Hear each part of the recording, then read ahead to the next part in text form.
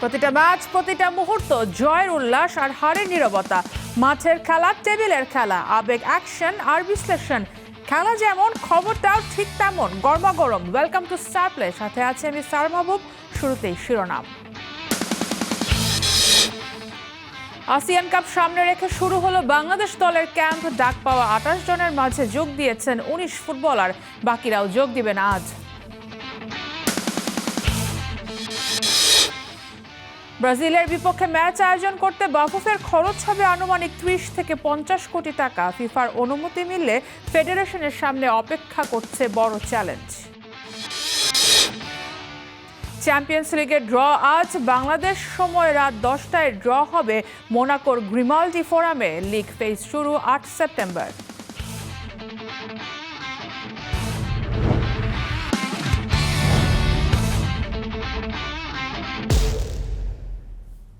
শুরুতেই ফুটবলের খবর।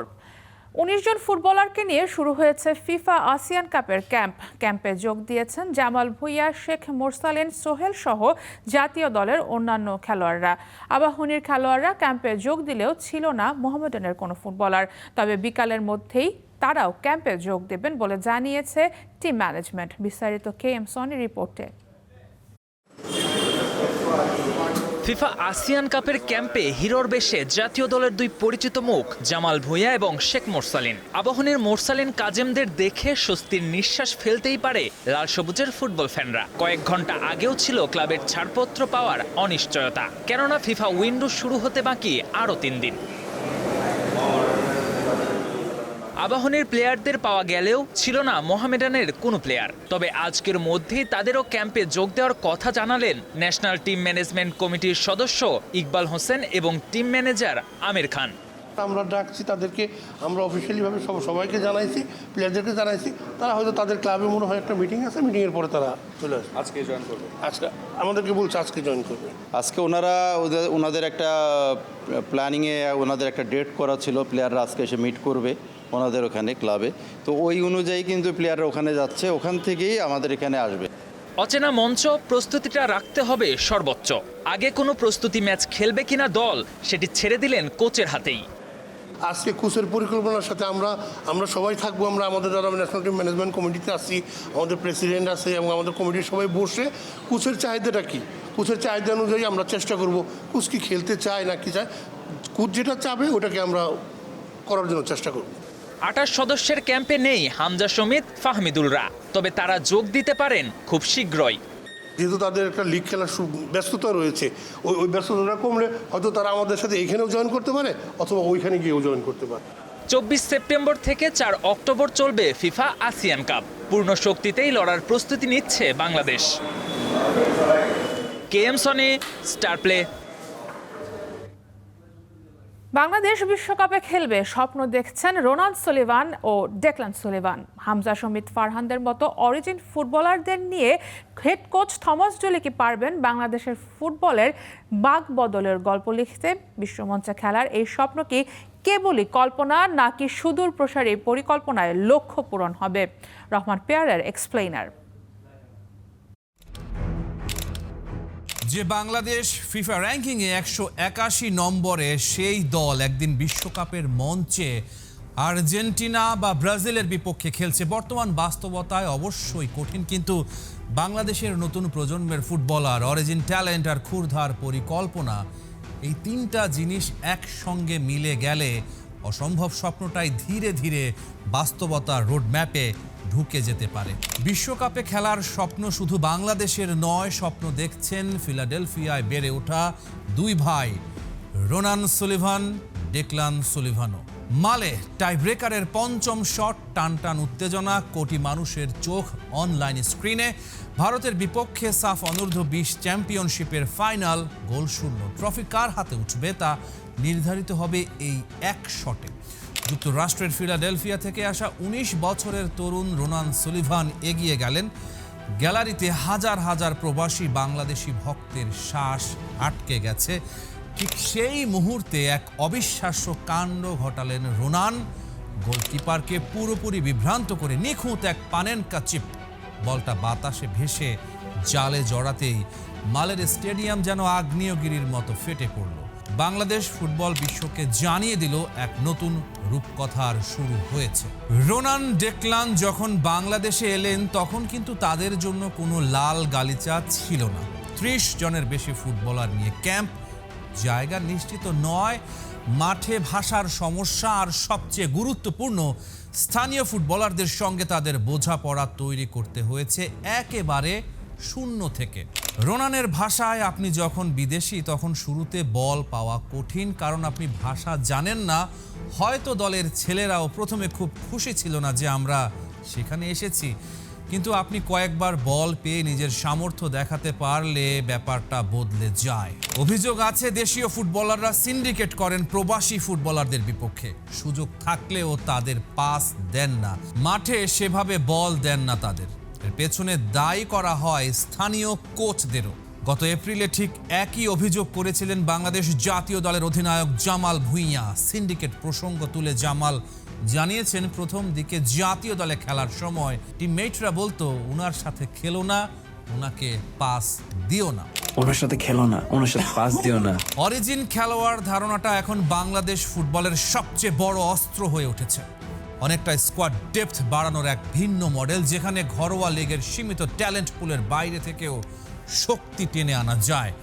যেখানে ফিফা র্যাঙ্কিংয়ে বাংলাদেশের অবস্থান 181, সেখানে 18 কোটির বেশি জনসংখ্যা, আর জাতিসংঘের হিসাবে বিশ্বের 6ষ্ঠ বৃহত্তম প্রবাসী জনগোষ্ঠী এক লুকানো শক্তি। যুক্তরাজ্য, যুক্তরাষ্ট্র, ইতালি সব জায়গায় ছড়িয়ে থাকা বাংলাদেশি বংশোদ্ভূত প্রতিভাদের একত্র করাই এখন ফেডারেশনের মূল কৌশল। আর এই মাস্টার প্ল্যানের কেন্দ্রে বর্তমানে থমাস ডুলি, যুক্তরাষ্ট্র জাতীয় দলের সাবেক অধিনায়ক।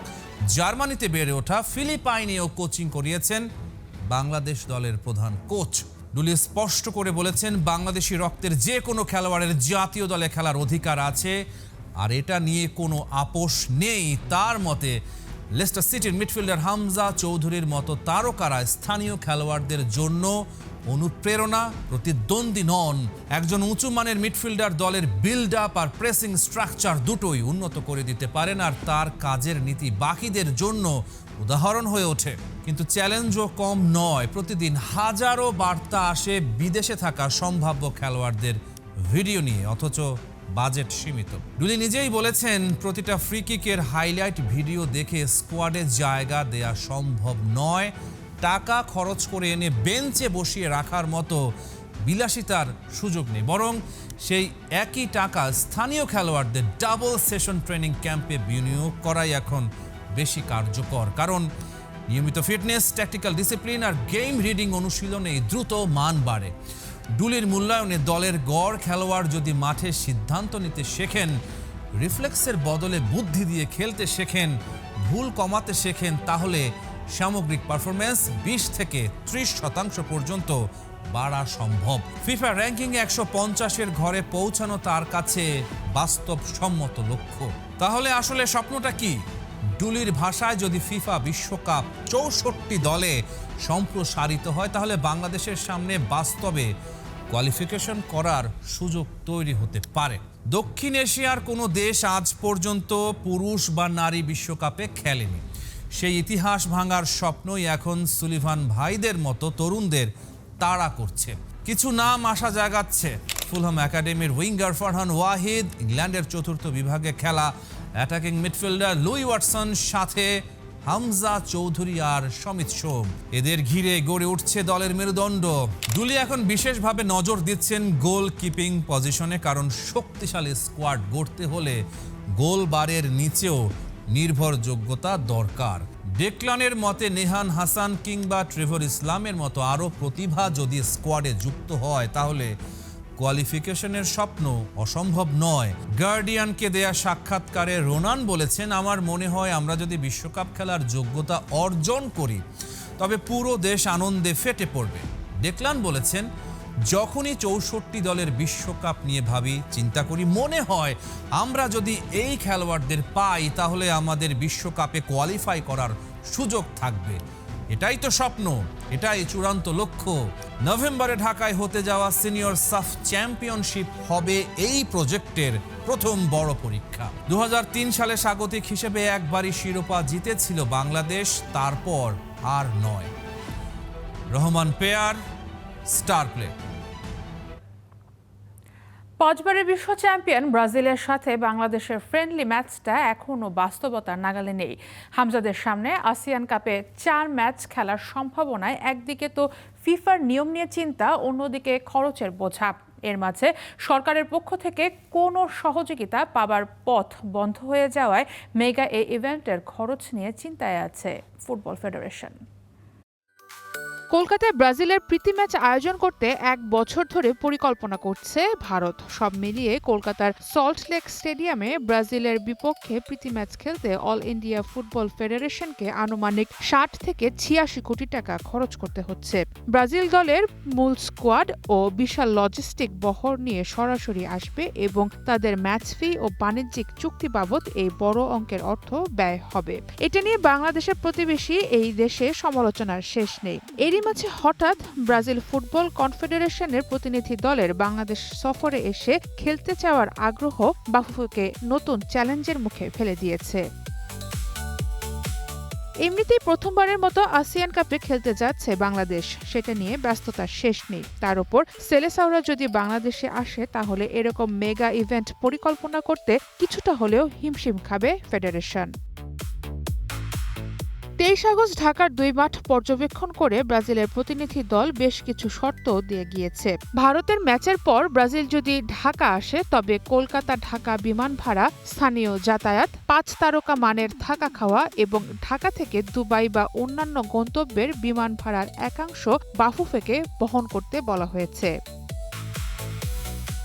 এসব মিলিয়ে ঢাকায় ম্যাচ বা ক্যাম্প আয়োজনের জন্য ব্রাজিলের পেছনে আনুমানিক 37 থেকে 50 কোটি টাকার মতো খরচ হতে পারে বলে ধারণা করা হচ্ছে। আবার বর্তমান অর্থনৈতিক পরিস্থিতি ও উচ্চ ব্যয়ের কথা বিবেচনা করে বাংলাদেশ সরকার সাফ জানিয়ে দিয়েছে যে এই ম্যাচ আয়োজনের জন্য কোনো সরকারি বা রাষ্ট্রীয় তহবিল থেকে অর্থ ব্যয় করা হবে না। ব্রাজিলের মতো দল বাংলাদেশে এসে খেলার সাথে সাথেই উঠে আসছে 2011 সালে আর্জেন্টিনা নাইজেরিয়া প্রীতি ম্যাচের পর বাফুফে যেভাবে অর্থনৈতিকভাবে ক্ষতিগ্রস্ত হয়েছিল সেটার উদাহরণ। সেই সময়ে ম্যাচটি আয়োজন করতে বাফুফের খরচ হয়েছিল প্রায় $3.8 মিলিয়ন, যা তৎকালীন মুদ্রার বিনিময় হার অনুযায়ী ছিল প্রায় 26 কোটি 79 লাখ টাকা। স্পন্সরশিপ থেকে আশানুরূপ টাকা না আসা এবং টিকিট বিক্রিতে ঘাটতি থাকায় ম্যাচ শেষে বাফুফে কয়েক কোটি টাকার ঋণের জালে আটকে যায়। 2021 সালের অডিট রিপোর্টেও দেখা যায় যে বাফুফের কাঁধে এই ম্যাচ বাবদ 8,10,87,000 টাকা ঋণ জমেছিল। তবে দিন বদলেছে, বাফুফেতে চলছে সুদিন। তারপরও এই একটা ম্যাচের জন্য বাফুফে কতদূর দৌড়াতে পারে সেটাই এখন দেখার অপেক্ষা। সারা মাহবুব, স্টার প্লে।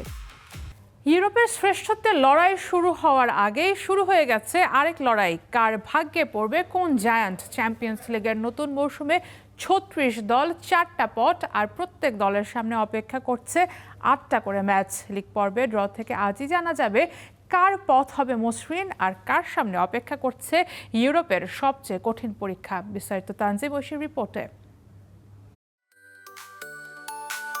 একটা ড্র বদলে দিতে পারে পুরো মৌসুমের গল্প। বৃহস্পতিবার বসছে 2026-27 মৌসুমের চ্যাম্পিয়ন্স লিগের লিগ পর্ব ড্র। 36 দল, 4টা পট, আর প্রত্যেক দলের জন্য নির্ধারিত হবে 8 প্রতিপক্ষ। কোন পটে আছে কোন দলের নাম চলুন জেনে নেওয়া যাক।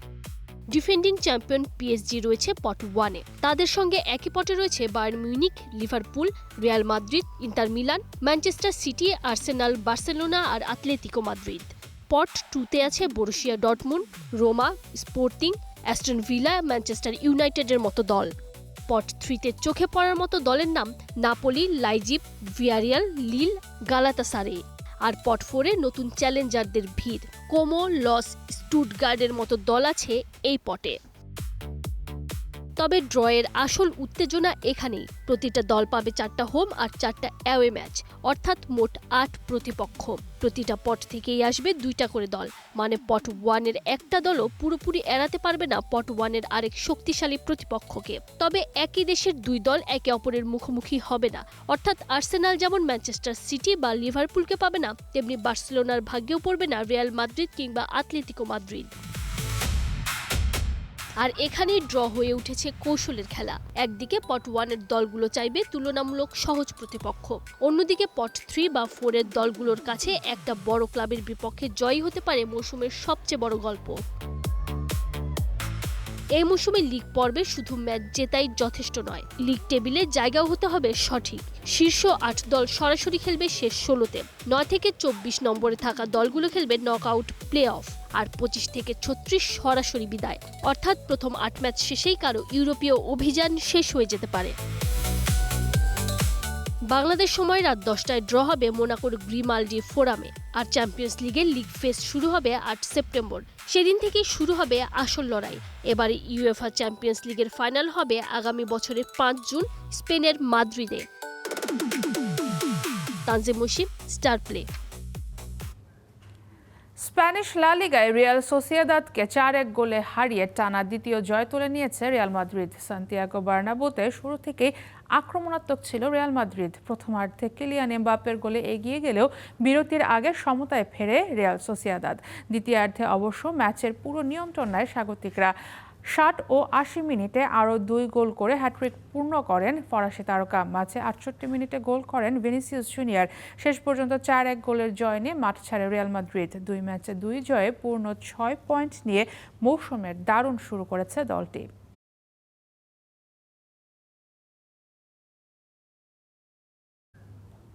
এবারে ক্রিকেটের খবর। মেলবোর্ন ক্রিকেট গ্রাউন্ড ক্রিকেটের ইতিহাস ঐতিহ্যের সঙ্গে ওতপ্রোতভাবে জড়িত যে মাঠ। অস্ট্রেলিয়ার ভিক্টোরিয়া রাজ্যে অবস্থিত এই স্টেডিয়াম বিখ্যাত তার ধারণ ক্ষমতার জন্য। ক্রিকেটের ইতিহাসে প্রথম লক্ষাধিক দর্শক ধারণ ক্ষমতার স্টেডিয়াম এটি। প্রতি বছর প্রায় 35 লাখ দর্শককে হোস্ট করে এমসিজি, যা সাক্ষী হয়েছে একাধিক বিশ্বকাপের ফাইনালেরও। এমসিজি বিখ্যাত তার সংগ্রহশালার জন্য। অস্ট্রেলিয়ায় মেলবোর্ন ক্রিকেট গ্রাউন্ড ঘুরে দেখে বাকিটা জানাচ্ছেন Mahbub Rimon. Welcome to MCG Melbourne cricket ক্লাবে আপনাকে স্বাগতম। ক্রিকেটের মক্কা যদি হয় লর্ডস, তবে আধুনিকতা, নান্দনিকতা আর সৌন্দর্যে এই এমসিজি ছাড়িয়ে যাবে অন্য সব স্টেডিয়ামকে। আজ আমরা আপনাদের ঘুরে দেখাবো, জানানোর চেষ্টা করব, বোঝানোর চেষ্টা করব এই স্টেডিয়ামের আদ্যপান্ত।